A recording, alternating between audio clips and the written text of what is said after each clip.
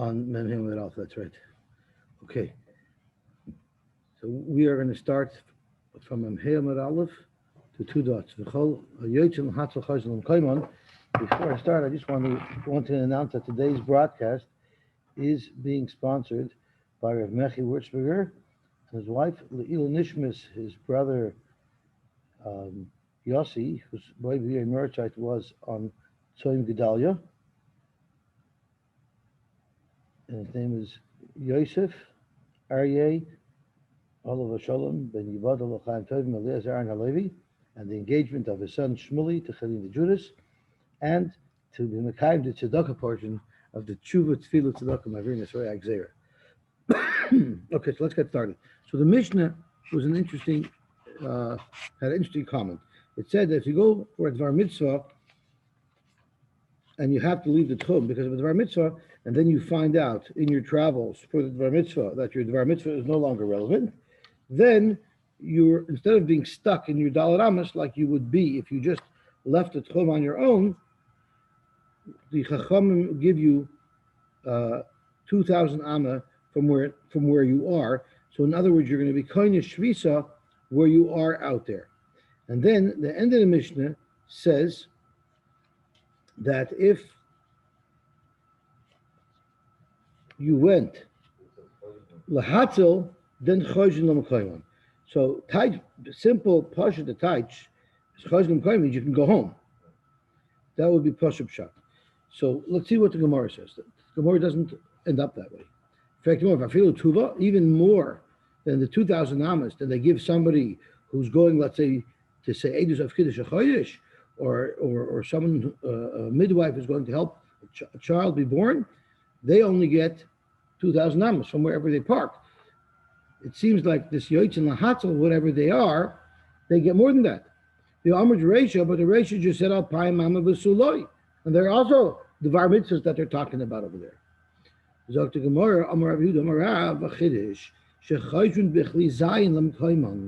it says it doesn't mean they can go back to their house.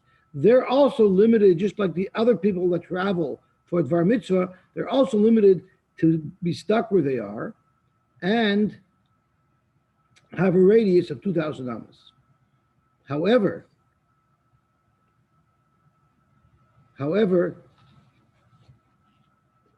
when it says, I stopped for a second. I thought I was on the wrong channel. I thought I was on the wrong broadcasting channel. But Baruch Hashem, it's here, so I'm in the right place. So Zok to Gemara, what did he mean? What did he mean? He meant that that they can go back and carry their weapons with them. You might think that the moment their war or their battle is over, they're no longer allowed to carry their weapons, so they have to leave their weapons right there in the battlefield, and then they have 2,000 amas.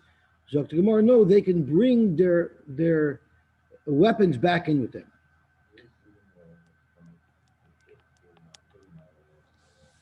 I'm not sure. We're going to see. It seems like the Gemara is going to discuss them being attacked. So I'm not sure if this is a Macham Shushav, if it would be allowed. In fact, my kosher, B'chalal, what was ever the problem that you ever had that forced you to learn this way? Why can't you say Dilma Lahatzal Shiny? Why don't you say that, yes, Eidus HaChodesh is a mitzvah, and going to help a woman give birth is a mitzvah, but that's not like literally risking your life to save somebody else's life who's being attacked by Goyim. Maybe there we actually let them go back home completely. And maybe that's Pshat. Maybe Pshat in the Mishnah is they can actually go back home, not just the 2,000 amas. So because of that, the Gemara says, Rabbi Huda's Chiddush, that you could bring back your weapons, that's what it means. Maybe it just means Pashup Pshat, that you can actually go home. Because you're saving people. It's like when you go to the border, you have to prove you're essential. You think you're essential for Kiddush HaChodesh? I'm essential. I actually went to fight wars to save people. If you want to have a kasha that illustrates why Rabbi Huda Amarav had to interpret that we're talking about the allowance of carrying their weapons home, Hakasha. There's another set of brises that we have to analyze, and then from there it will be muchach, Rabbi Yehuda Shita, that in fact they can bring their weapons home.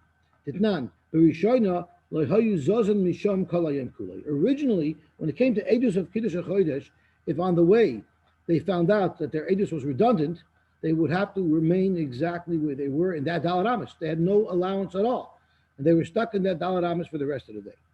Hiskin Rabbi Gamliel Azakim, Rabbi Gamliel Azakim met the Kana, Sheyesh Lahen Alpayim Amal L'chol. They have some room to move around. They give them a proper tchum of 2,000 amos. Not only Edus HaChodesh got this allowance, even a midwife who's going to help a woman give birth, or or a soldier who's coming to save Yidden from being attacked by Goyim, Umin Hanor, or from a river, so they're sandbagging, I guess, Umin Amapolis, or came to help with a natural disaster, or a building that collapsed, or Umin Adleiko fire, Harayin Kancha, they'll be like the people in the city, V'yesh Lahen Alpaim Ama L'chol. Wherever they are, we're going to give them 2,000 amish. We're not going to confine them to their dalit al dalit. Are there no other types of people that, or besuloi, no more than that? You just give them the 2,000 amish from where they are. The Amrit, don't we have a Mishnah, our Mishnah that says could even go back to their original place? Afilu tuva. That means we give them more than 2,000 amish. And on that, Amar Rabbi Damarav, they have a special allowance that not only do they have the 2,000 Amma allowance, but they also have a right to bring their weapons back. Kiditanya, like we learned in a different brisa. When they came back in, I guess it was still within the 2,000 Amas, if they came back into the city, they had to deposit their weapons the moment they got into the city. So they didn't have to leave them out in the field, but the moment they got into the city, the very first safe place where they can put their weapons, they'd have to put their weapons down right away, and we wouldn't allow them to carry them. Pamachas, hikiru be'en oivim, their enemies. I identified who these soldiers were in the city, and verat v'acharein, and they attacked. The Goyim made an attack on the Jewish soldiers the moment they saw them without weapons. So there was a mad rush to the warehouse where they all stored their weapons, which was right near the entrance to the city. And the enemy came in to that warehouse behind them. And there was such confusion and pushing going on there. Everyone was pushing each other. It was panic. And the confusion and the panic caused more soldiers to die from friendly fire than from the Goyim. And that was a real tragedy. So the Shah, from then on, they made it takana. Hiskinu, they can go back to wherever they're going to stay, and they can carry their weapons with them and keep them with them all the time. And up until this very day, all chayalim have to have their guns with them at all times. They can never let them go because you don't know when someone can suddenly attack. Yosy, can I need to take a step back. Sure. Is there machlekes whether the tchum is deraiser or drabanan? There is such a machlekes. So this is according to those who hold it's the drabanan? It must be, because if it's deraisa, I don't know if they'd be allowed to relax that. That's right. So this is only according to the shita that it's a drabanan. How come we don't hear from anybody to object? The people who say it's a deraisa to object. You can't except for when it's a life is in danger. They shouldn't be able to. Well, let's do 2,000 amas. Let's do arba amas. That according to them, you couldn't relax these restrictions unless it's it's so our life-saving. mission is going. I would assume our mission is only going according to the madam that's their bun. Okay, but we don't have anybody objecting here. All the derisa Why didn't the Gemara advocates. bring it up? Shmami, no, Yeah. that this whole, I hear it. Yossi, if I can interject as well, but my question is the concept of Tchum Shabbos D'Oraisa or is 2,000 Amos D'Oraisa? The 2,000, I think, is learnt out from the Umado Yisem Mechutz La'ir, is a measurement. So what I would think it is otherwise applied. be? 10,000 amas? I don't know. That's, I think, the Drabanan portion. That could be the Drabanan portion, the Drabanan Limud. I hear.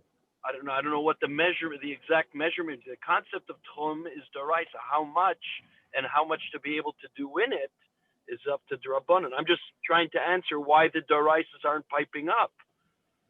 Because they have the How do you right know to the give you more limit of room. 2,000? They made the shear so they can give you more room. I hear. Right. I hear.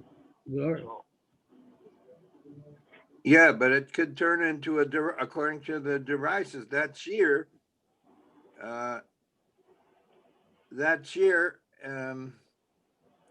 whatever they learn out from, it seems like 2,000 amas is a very liberal amount of space. Okay, it's like a mile in each direction, or more It's a than a proper mile in each. Kniya Shvisa. You treat it like someone who was calling Shvisa.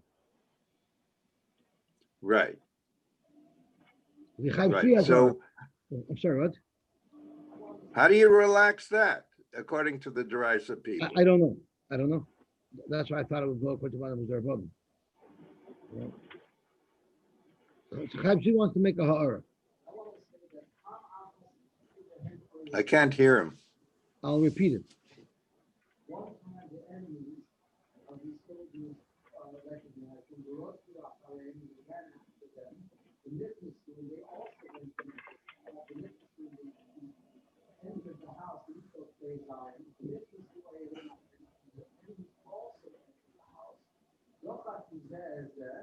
One man killed another man, or hardly says that. I'm sorry, one man pushed another man, or hardly says that. Right. And then the hardly says that Yosy did not kill anybody. Right. There was more people killed by friendly fire than by Eruvin. How many were killed? All we have to say is that the Goyim killed more than the Yidden. The Yidden killed more than the Goyim. The Yidden killed more than the Goyim. But if the Goyim killed two, the Yidden killed one, it already was more. It's not, you don't have to really more. There didn't have to be a mass murder. Yeah. So Chaim told him, you don't. Lava, there was a mass murder, but there was at least one more casualty by the Yidden than there were by the Goyim. Okay, I hear. Okay, I hear. Okay, Zok. And therefore what? No, So it's no, pekuch nefesh. no. He just said That's that. No, I just touched that there was a bloodbath there. Now, she says there was a bloodbath. It just means that if two Yidden got killed by friendly fire and only one Yid got killed by enemy fire, then only 3 people got killed. There wasn't a bloodbath, and the Gemara could be referring to that. Lav Davka was there a bloodbath. And Chazal still said that we need to make a tikkunah because even 3 lives are too many. Jewish lives matter. Okay, so Zok the Gemara weiter. Nachum bar Yitzchok Amar Lo Kasha. The shaila as to whether or not you're allowed to bring your weapons home has to do with Kanshin Natzchu Yisrael Esumas Olam. If the Jews won the war, then they have to leave. Then they only get 2,000 amas and not more. And Kan Shenetzchu Umas Olam Masatru. If the Yidden lose the war, then they can go back and retreat into their original homes. Amr ibn Amarav. Dubi says it's not much of an incentive to win the war. I think it's a booby price for losing. Amar Rav Yehuda Amar Rav Nachum shetzaru ala yaresh Yisrael. If Goyim, and this actually is referring to what Dubi mentioned earlier. If Goyim surround the land of Klal Yisrael, ein yotzin aleim b'chli zaynum. You're not allowed to go and defend yourself and fight for yourself. And the Gemara is going to tell us in a second, that's if they're only coming to rob us.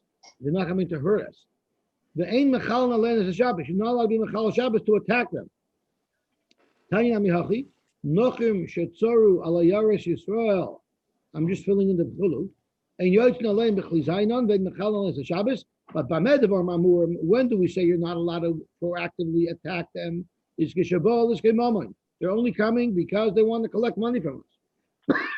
Abel and Bol is Kinefoshes.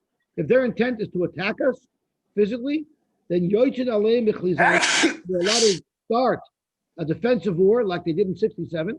Umechalon Aleim is a Shabbos. And you're allowed to be Mechal Shabbos.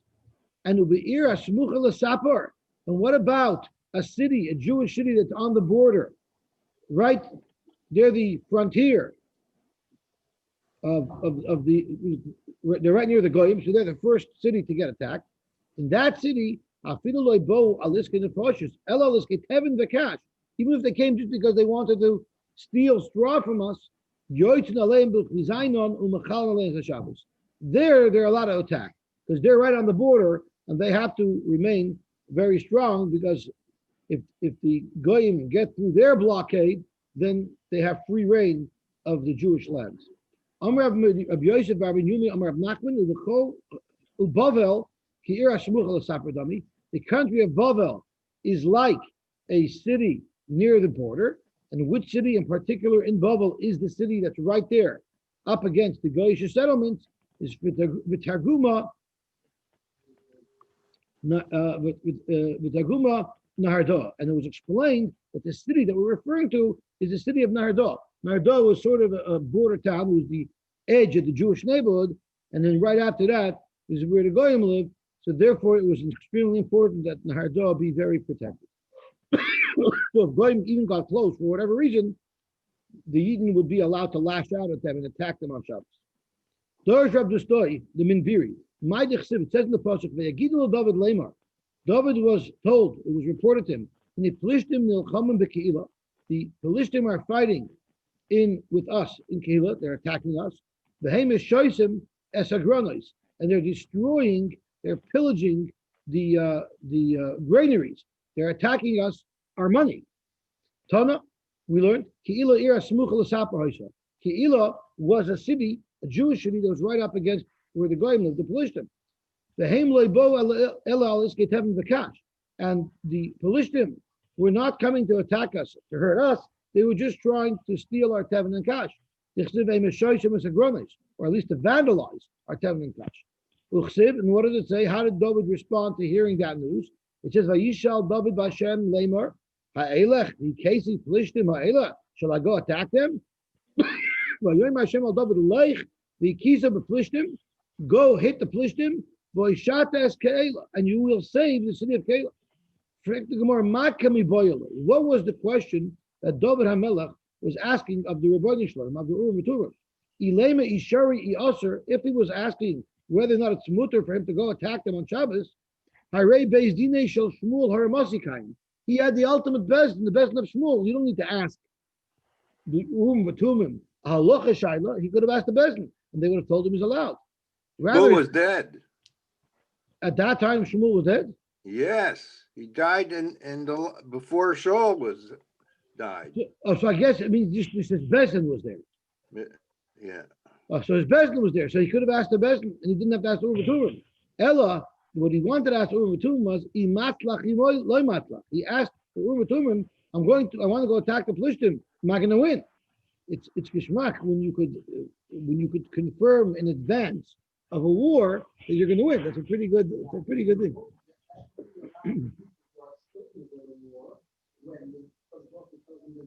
I hear it. Very good. Chashvi saying that works for people who, if the Rebbeinu Shem said fight and you're going to lose, such a person can go and ask Hashem if he's going to win. Dekanami, and I'll prove it to you that it was not a halacha shayla. It was asking if he would succeed. And you're going to win. So obviously that was the question. Shemami no, the question was, will I win? Zok to Gemara Vater. Misha Yoshav B'derech, a person who sat down in the middle of the way. He was tired and he took his break. He had no idea where he was. He didn't realize that just around the corner he was going to arrive at the city. He didn't notice it. He thinks he's in the middle of nowhere, and he parks. He creates his camp for Shabbos at that point, and Shabbos came and got dark. And then he woke up, went to Shabbos. He goes and sees just a half a mile down he sees the lights. So here he parked and he didn't go into the city. Since when he parked out of the city, he had no intention of going into the city. He didn't even know that the city was there. Therefore, lo yichanis, he's not allowed to go into the city, even though he's within the tchum of the city, even though the city is within 2,000 amas. Since his intention was not to be in the city for Shabbos, he may not go into the city for Shabbos. Now he does have 2,000 amas, so whatever if his 2,000 amas goes into the city, so he's allowed to go in that area where his 2,000 amas radius is. But we don't say that since he was within the tchum of the city, he could go through the whole city on Shabbos. That's what Meir thinks. But if you don't you can't know, he can go in, even though he didn't realize that he was in the tchum of the city. We look at it as if he was in the city. Amr Yehuda, I'll tell you even a story where that happened. My Sayyid and Nicholas Rav Tarfon below Mischav in exactly this case. Rav Tarfon stopped out of the city, and when he realized he was near the city, he ended up going into the city and walking throughout the entire city, even past his 2,000 amma radius. Tanya Amr Yehuda, my Sayyid Rav Tarfon, he was walking in the way, and it got dark, and he set up camp, thinking he was going to spend Shabbos in the fields. Next morning, Matzu Roy Bakar, he met shepherds. They told him, Rebbe, why are you camped out of the city? You're right here near the city. He called us. Why don't you go in? Nichlas, he went in. Yosy Besmedrash, he sat in the Besmedrash. V'darish kolayim kulay. And he dashed in the Besmedrash. In other words, he considers like he's in the city. So Misham Raya. So they told him back, Misham Raya, is that a Raya?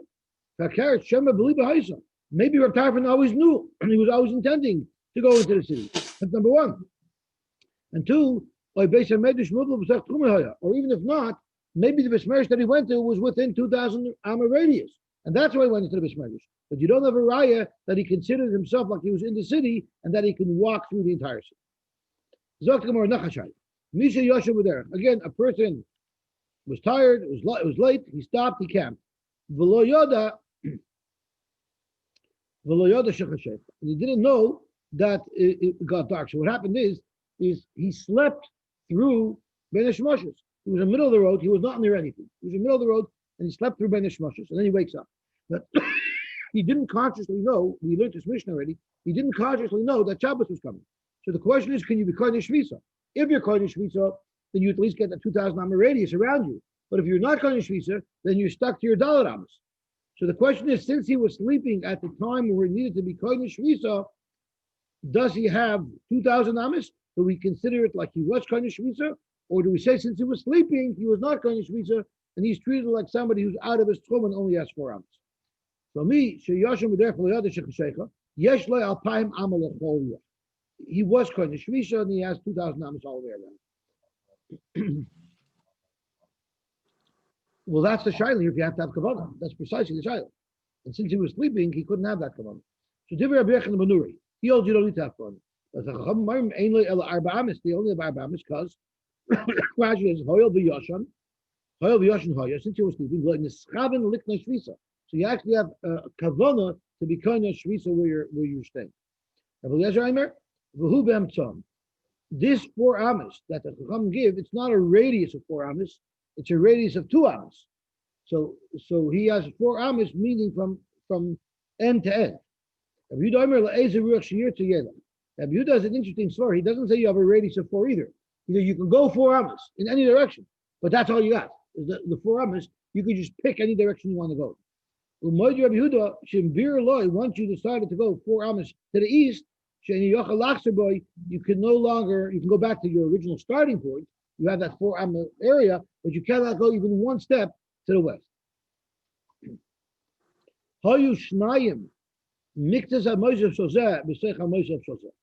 So let's say each person can go 4 amas, okay? And you and I are 2 amas apart, which means that there's 2 amas that we both can be in. If I can go 4 and you can go 4, so we're not 8, and we're 6 apart. Right, and we're 6 apart, so the 2 amas in the middle overlap between you and myself. So the halach is mevin v'oichle be'emtza. If they want to spend Shabbos together, they could spend Shabbos together in their common space, which is the center to Amos. Uvilvad shelo yoytzi zeh mitoy shaloi l'shech shel chaveri. We all know that not only are you subject and limited to the area of your tchum, all of your possessions, including your food, is subject to the same restrictions of your tchum. So the halacha is, if you're eating together, you cannot take his food into the area that's out of his foramis, and he can't take your food into the area that's out of your foramis.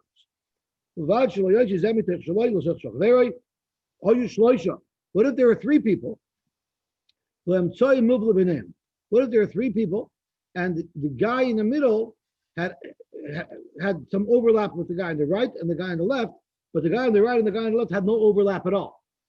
So the halach is, who mutter imahen, he can eat with either one of them when he's in the area where he overlapped with them. But the two people on the outer edge, where their domains do not overlap, Asur and Zamzad, they won't be able to eat together, which is pretty possible. How could you describe this? What else could you find comparable to this? You had two chatzeris that were open to one another, and they're open to the Rosh Hashanah. So let's have a look at the picture that the article has at the bottom of 45b1. So you have three chatzeris, so they each have two houses in them, and you can get from one to the next, and there's also direct access to the Rosh Hashanah.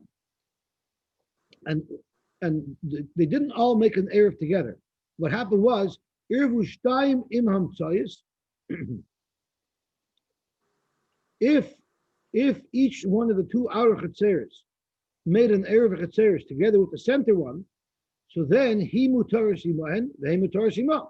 He can carry from his chatzer to each neighbor and vice versa, because he has a separate Erev chatzeris with each group. But Ushtayim Chatzonis, the two outer chatzeris that never made an Erev chatzeris with each other, Asura Surumzu, they would be usher one with another. So just an example of a case where you can have three people, the guy in the middle could have connections to either side, yet the two sides don't have a connection. It's not much different than the United States being an intermediary between the Jews and the Palestinians. We can't talk to each other, but through an intermediary, maybe we could talk. We could talk to them. They do understand the language that we have, but the language is not words, it's metal. Boy Rava, my kasava Rabbi Yochanan ben Nuri.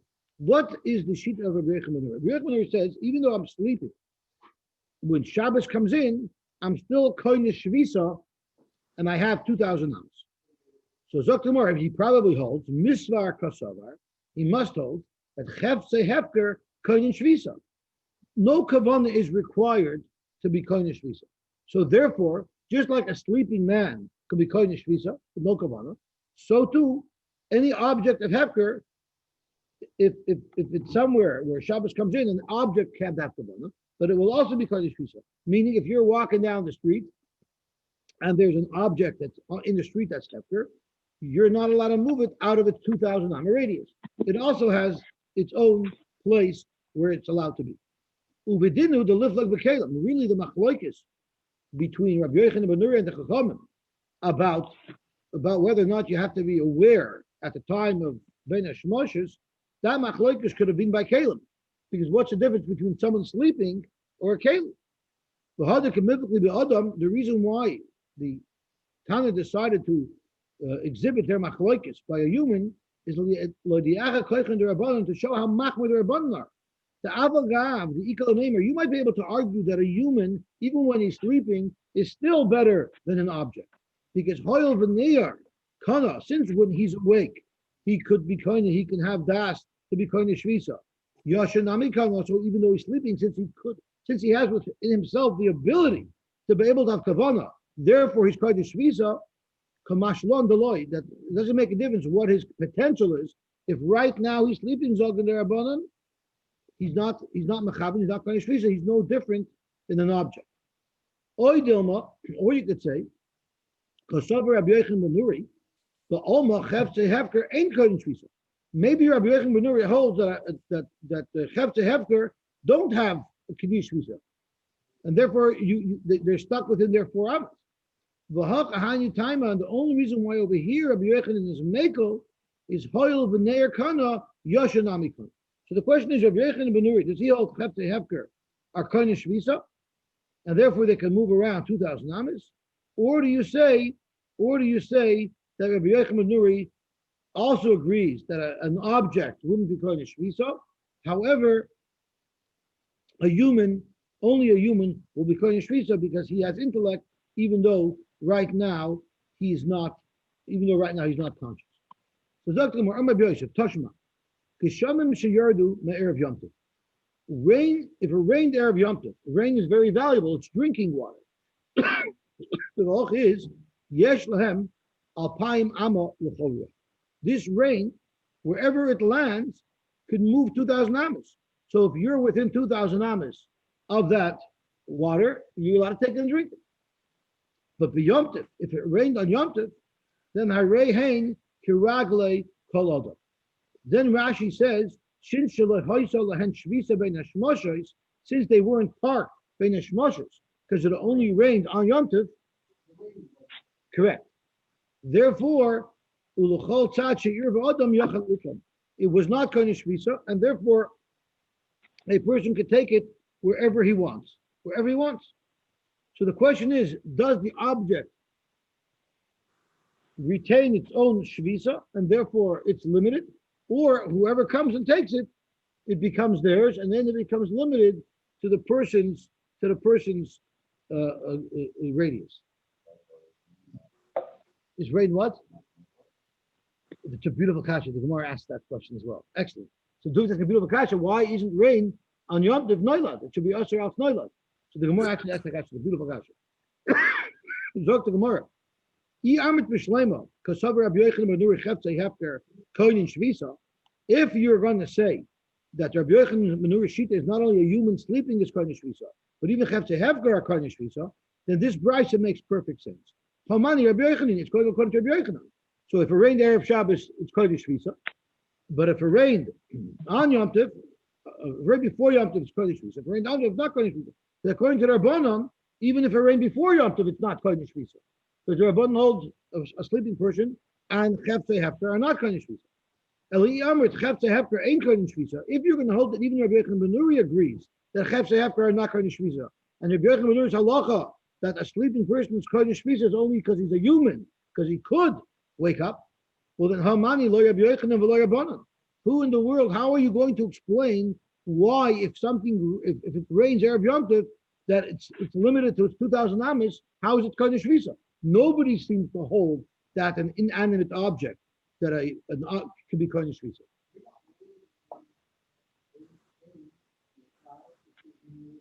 That's a beautiful shaila. That's a beautiful shaila. We had a whole shaila of something that's above 10 tefachim. If it's subject to tchumen, this rain was in the clouds before Shabbos. And we want to ask that kasha also. Beautiful kashas. Beautiful. So the more Yosef Abaye, the Ka'amar Lo Lahash Maitza. Abaye said over this ha'ora, this raya, that the machlokes is the machlokes between Rabbi Yochanan ben Nuri and the Chomin Mishnah is a machlokes if Chepte Hefker are Kohen Shvisa. The Kabbalah Hashmasha. Amalei Rab Safra LaBaye. So Rab Safra told Abaye, I don't know what the kash is. The Dilma the Kshamim Asmuchim Le'ir Askinu.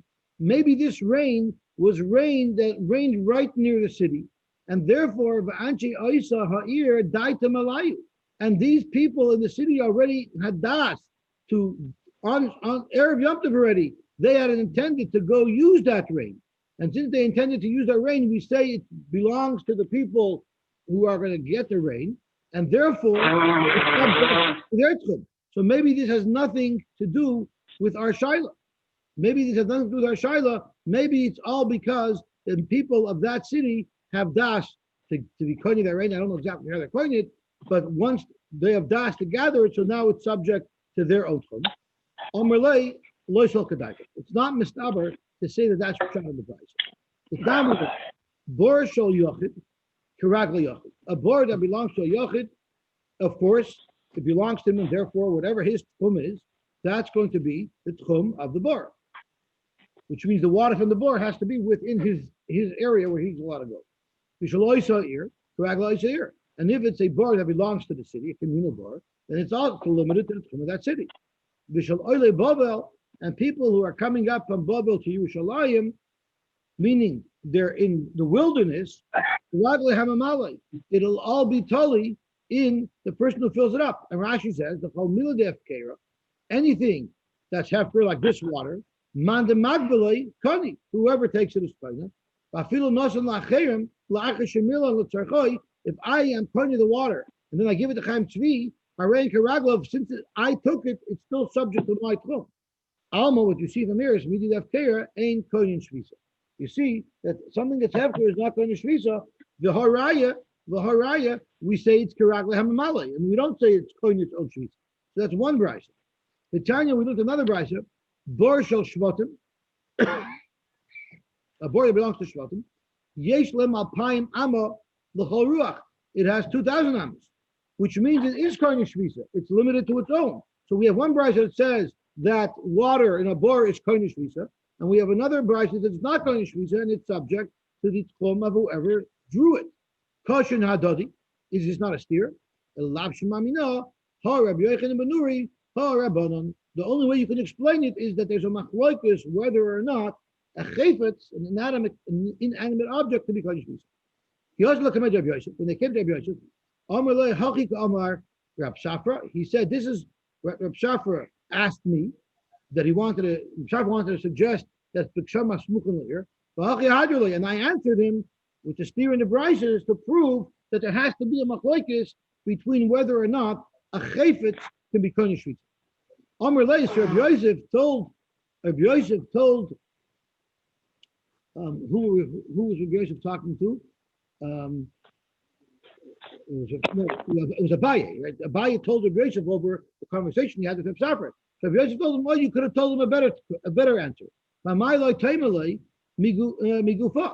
Why didn't you slug up his pshat, not by looking for two other brises? If you would have analyzed the very brises that he himself quoted, you would have seen that his pshat isn't good. Because he saw if the type of rain we're talking about is Shama Smuch Leir, and the reason why it's totally in the Kum is because the people were kanyat, so that's why it's totally in the Kum of the Anshe Eir. Ha Yeshlan Alpayim Amalach Ruach, what Pshat the Lashon Abraisa is, when we're talking about it, it says that the water has 2,000 amas per every side. Tashma, Gesham Shayodim Erev Yomtiv, Yeshlan Alpayim Amalach Ruach. If you're suggesting that this water now belongs to the people of the city, and they were kanyat, why would it say that the water of the Hapayim Mamal Charuach? That seems to indicate that it has its own kum. What it should have said was Hakaragle Ante Aisha Ermi. If you're living shot in the Brisa, that the water belongs to the people of the city, and therefore it's subject to their tum, well, that's what the Brisa should have said. And in fact, the Brisa didn't say it. The Brisa has 2,000 amas, which clearly indicates that it has its own. The water has its own independent tum, and the water stands independent of the Anshe Oisei. Zok Lemar Vashi. Omar. The Yomtiv Harehen Karagle Kolobim. If it rained on Yomtiv, we learned in the Brisa, then it was never called Shvisa. So then whoever takes the water, that water now becomes his, and that water now will be limited to the radius that person has. Frankly, Gemara, Vamai Liknei Shvisa B'Ukainis. This water that rained on Yom Tov, where was it yesterday? It was in the Atlantic. Because Rashi says, Liknei Shvisa B'Ukainis, Sheshav Shusham Amish, the water definitely spent yesterday in the water, in the ocean. By Yom Shabu Avim, today, the clouds must have drawn up the water, the evaporation that led to our rain must have occurred today. So you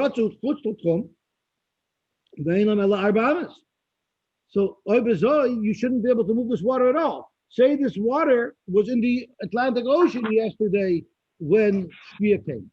So Lamed Loy Krab Eliezer. Say this will not work according to Krab Eliezer. The Ikrab Eliezer, Ha'omar, Krab Eliezer said, Kol ha'olam kuloi mimeyu kain sushaisa. Krab Eliezer has a shita that anytime it rains, the water that's raining down was water that it was evaporated from the Meyukaitis. So if we can assume anytime water rains, it came from the ocean, well then every water now would only have Dalaramas because every water is out of its out of its zone.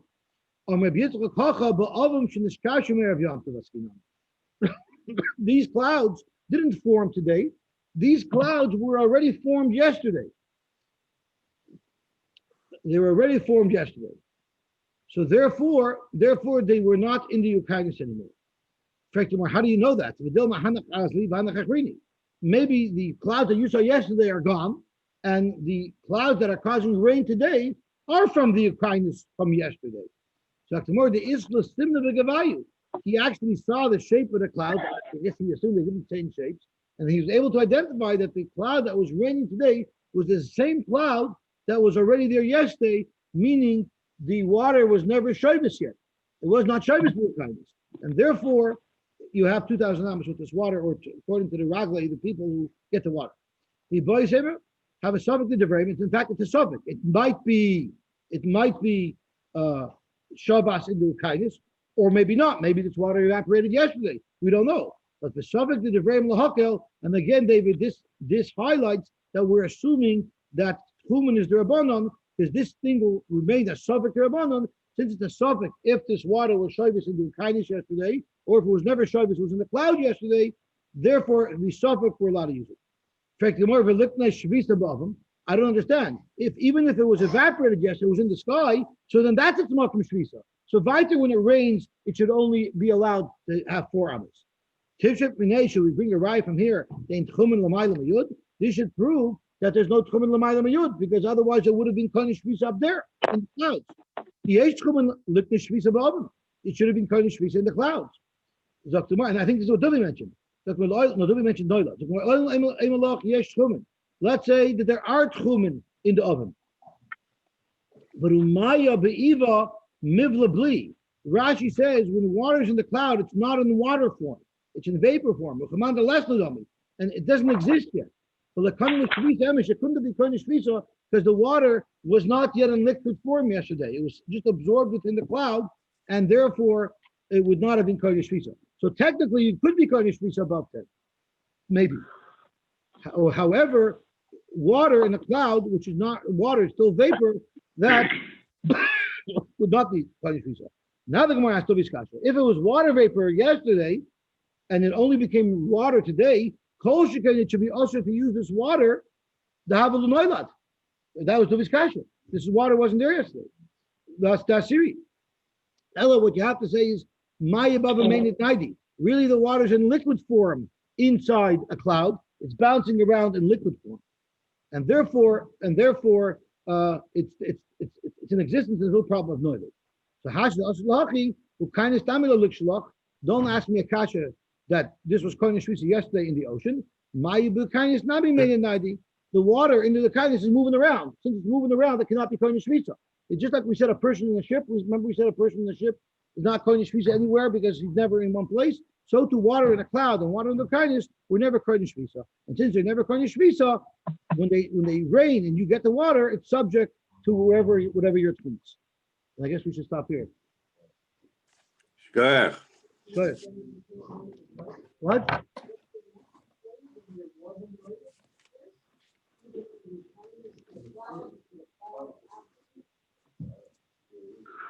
There must have been a transition point, you mean?